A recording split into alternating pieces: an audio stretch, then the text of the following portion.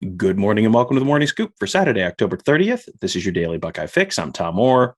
The Penn State game is today, the game against Michigan in 28 days. That number is shockingly small. I don't know how that game is getting here that fast. We are nearly to November. Oh, there it is. That's how we got to that's how we got there.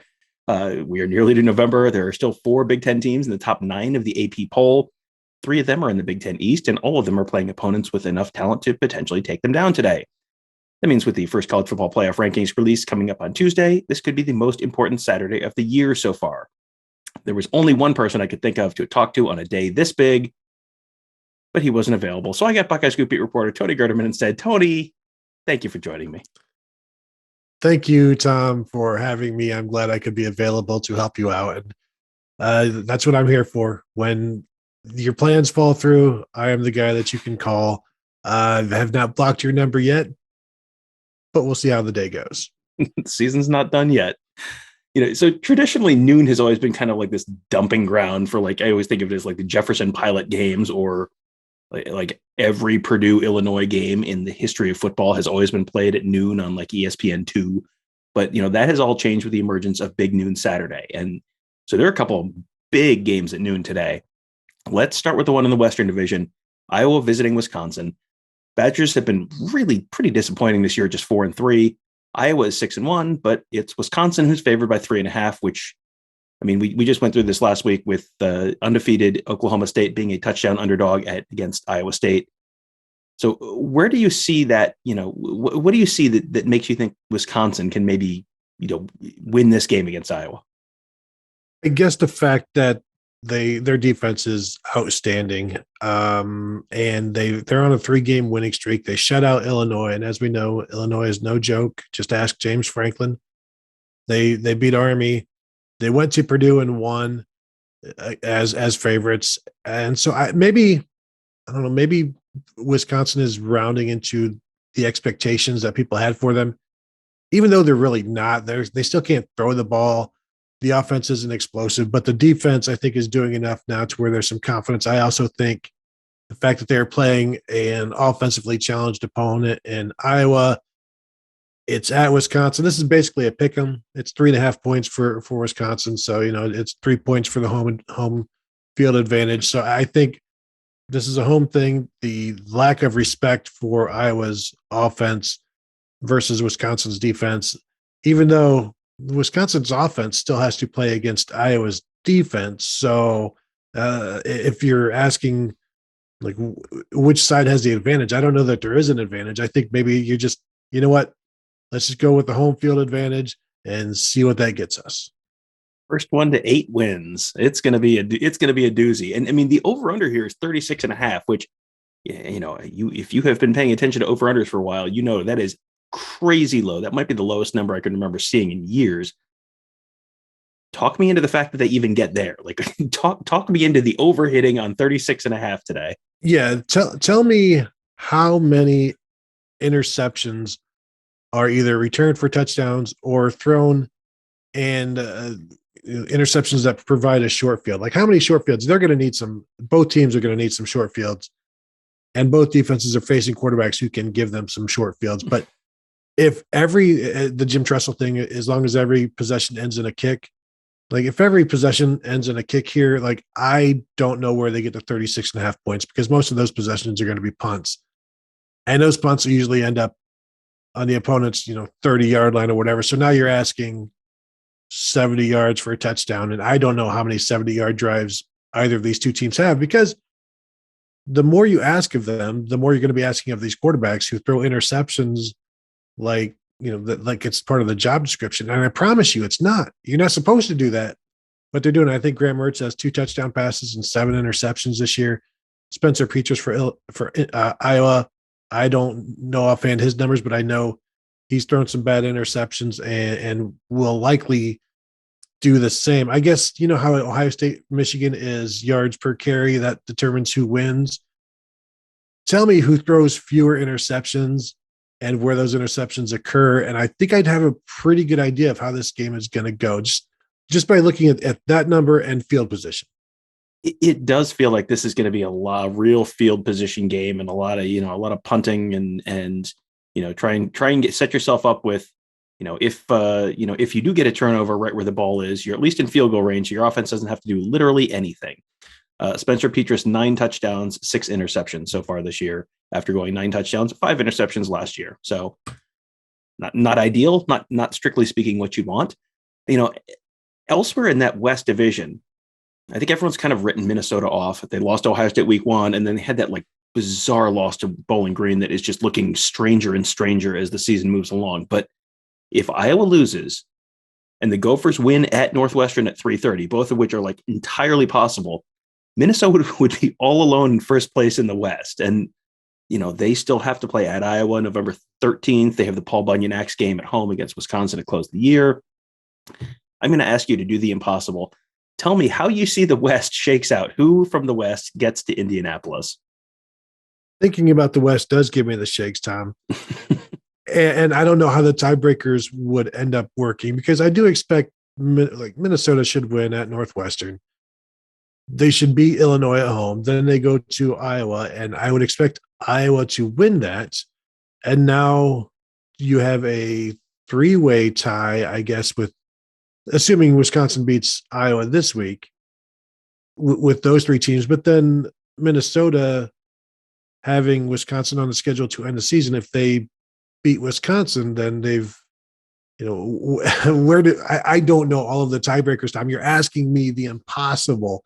Although I do think maybe we're asking too much of Minnesota. Although I don't know that asking Minnesota to beat Wisconsin at home is asking too much of them.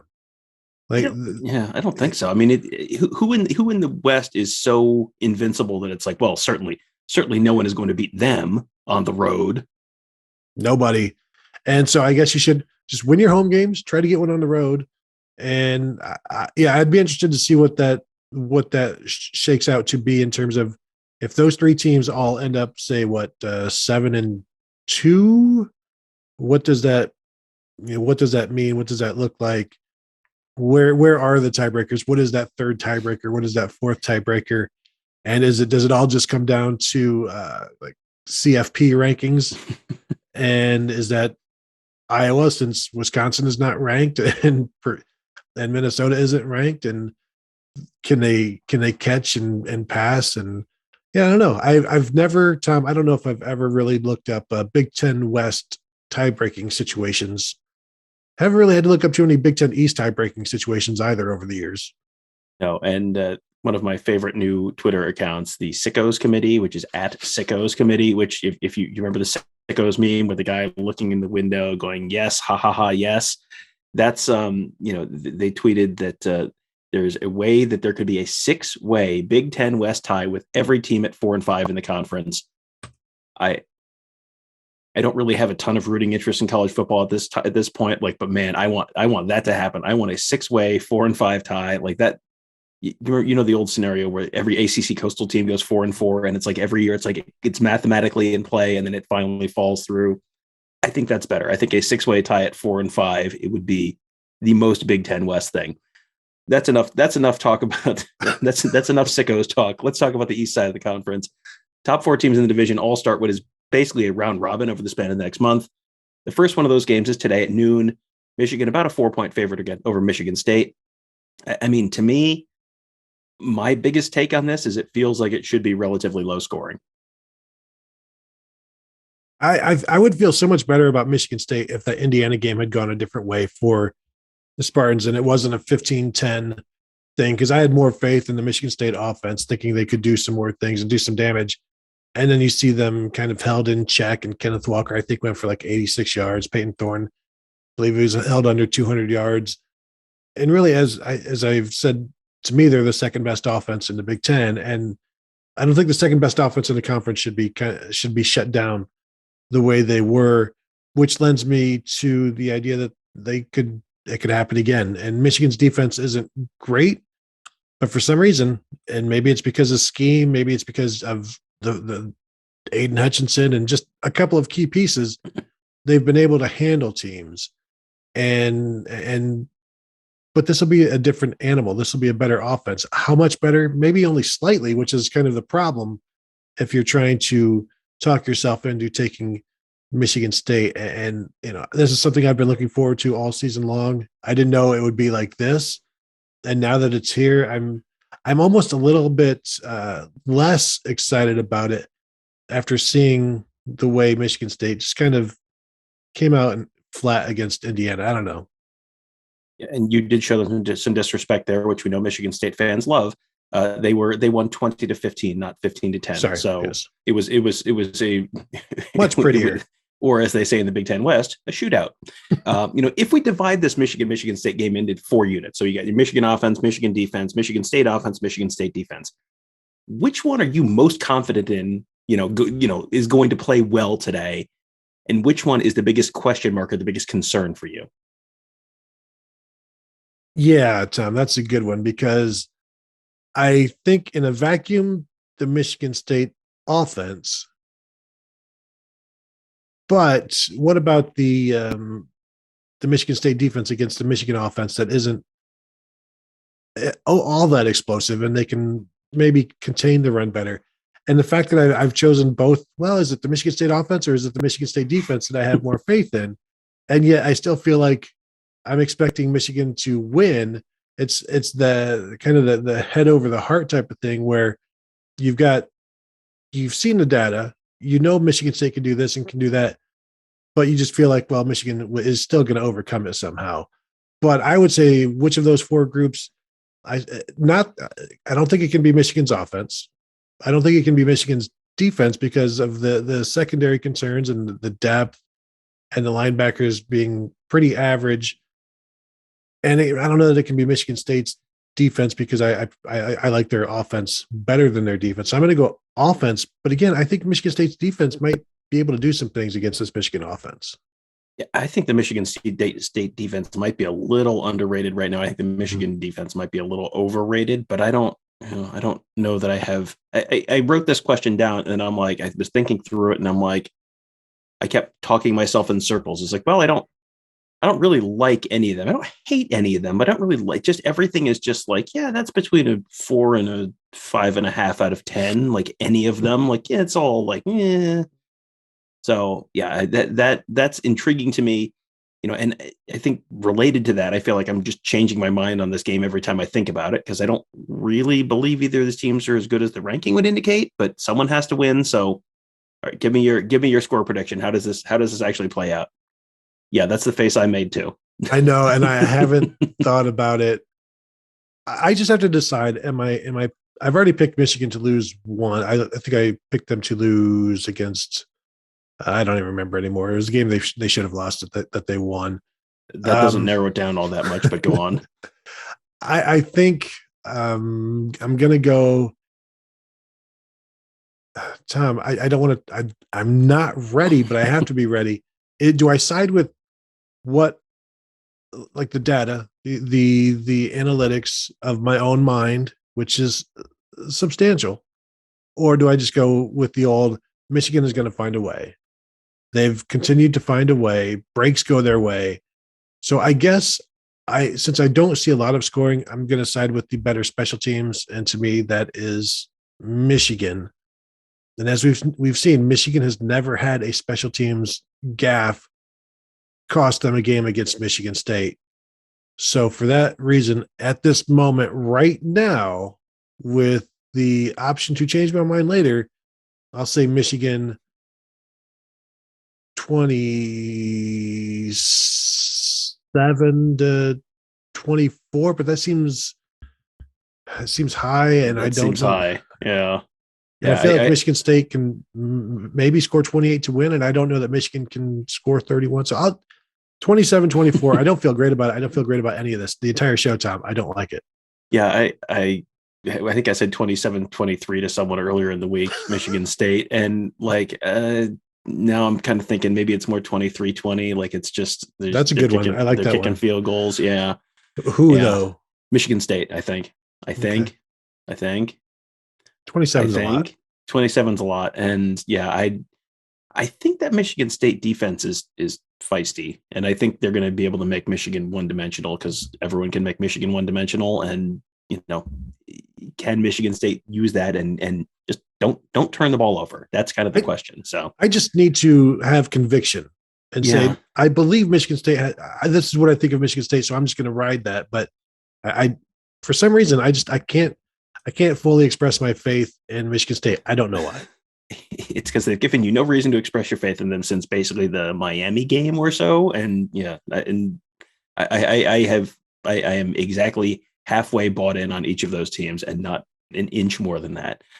We have talked a lot about the Buckeyes and Nittany Lions already this week, so we don't need to do a deep dive on that. But just give me, what is the biggest threat to Ohio State tonight? Like what is the biggest concern for Ohio State going into this game where it's like, if this happens, this could be a real problem for Ohio State? I think maybe if Penn State can stop the run, then you've kind of turned Ohio State one-dimensional. And while Ohio State can throw the ball very well, they'd be throwing it to the best aspect of the Penn State defense, which is their secondary. And so if you're stopping the run and Ohio State becomes one-dimensional, that secondary is basically, not that they know what's coming, but they will be better prepared. And so I think if Travion Henderson isn't getting to that second level, if he's not able to move the chains and not getting 5 yards on first down, then I think that's Penn State's best chance. And then maybe Ohio State starts pushing and maybe you can force some mistakes and get a little stress. And we saw they didn't have the best reaction when things were stressful against Oregon. Now that they've been feeling good about themselves, if you can kind of punch them in the mouth and make them question themselves, well, is that enough? So I think stop the run and see where it takes them. All right. And one final impossible question for you. Each of the 4 Big Ten East teams currently has to play each of the other 3. Penn State currently has 1 loss in the league. Everyone else unbeaten in Big Ten play. Give me the final standings from 1 to 4 in the East. I'm not a monster. I'm not going to make you predict specific win-loss records, but just number 1 is going to be this team, 2, 3, 4. I think the number 2 team is whoever wins today's game between Michigan and Michigan State. Ohio State won. I'll go, but Michigan can lose a couple of games here. And Tom, I'm not a fan of this show. Next time, I'm not going to pick up the phone. Somebody else should have been able to do this. I'll go Ohio State. Since I picked Michigan, I'll just ride with that. Michigan, then Michigan State, and then Penn State. Those are that's the order of the 4, assuming Maryland doesn't come up and get Penn State. Yeah, it's not locked in that those 4 are guaranteed to be the top 4, but yeah, I think that's not a bad guess. And I realize I'm contradicting my Michigan State pick from earlier, but again, like this is one of these, like, you just look and both sides of the Big Ten right now, you just kind of throw your hands up and it's like, yeah, I mean, I don't know. I guess we'll have to watch the games and find out. And you know what? That's fine. That means we get to watch college football, which is never a bad thing. And you and I will get to watch some college football a little later on today. We'll be talking about it at youtube.com/Buckeye Scoop. We'll have our pregame show. We'll have our postgame show, all of the good stuff you come to know and love from us on YouTube. And we'll have our Buckeye Weekly postgame instant reaction show immediately after the Ohio State Penn State game tonight. Best way to be a part of all of those and ask us questions live on the air is to subscribe to our YouTube channel at youtube.com/Buckeye Scoop. If you're watching this on YouTube, just click the bell or click the Buckeye Scoop logo that's going to come up at the end of this video. That'll subscribe you to our channel, and then you get notified as soon as we go live, which will let you hop on, not miss a thing, be able to ask us questions in the chat. We love the interaction, love to get to talk to you guys and answer your questions and hear what you're thinking about all this stuff as well. So that'll do it for today. Thank you guys all for joining us. Enjoy the football, except for, the bad Big Ten football, but you can, that's enjoyable in its own way. So enjoy the football, and we will talk to you later.